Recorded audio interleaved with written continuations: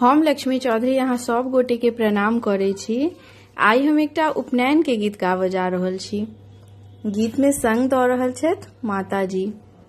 यदि अहाँ सबके कोनो तरह गीत चाही तऽ अहाँ सब गोटे कमेंट में लिख सकै छी। हम अपना तरफ से पूर्ण रूप से कोशिश करब जे अहाँ सब गोटे के मांग हम पूरा कऽ सकी। धन्यवाद।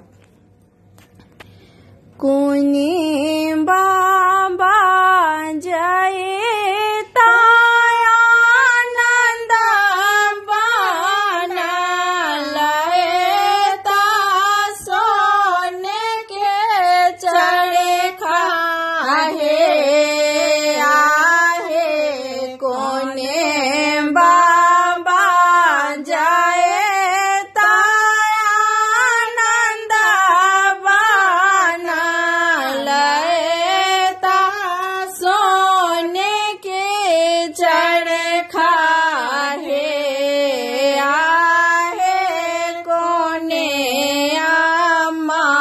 काटे में ही सूत की कोने बड़ुआ ब्राह्मण है ताहे आहे कोने दाई काटे में ही सूत की कोने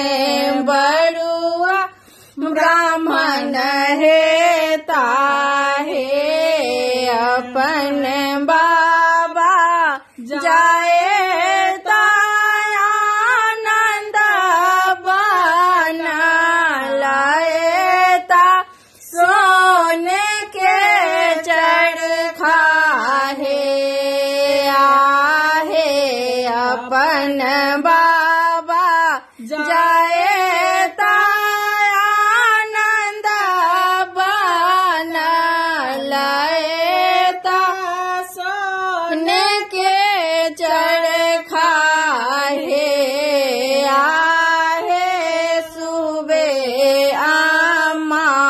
काटे में ही सूत की सुंदर बड़ुआ ब्राह्मण है ताहे आहे सुबे अम्मा काटे में ही सूत की सुंदर बड़ुआ ब्राह्मण है ताहे सूत ही जनौआ बनाया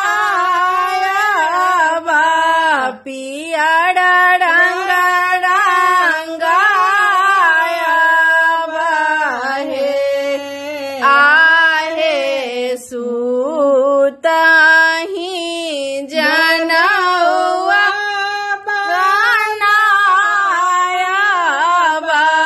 पियर रंग रंगाया बहे आहे सुबे सुबे मड़वा छबाया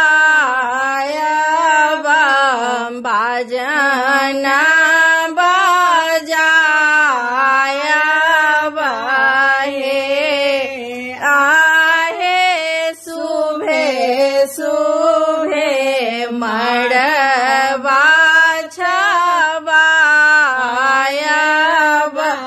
बाजना बजाया बहे अपन बाबा जय आनंद बना सोने चरखा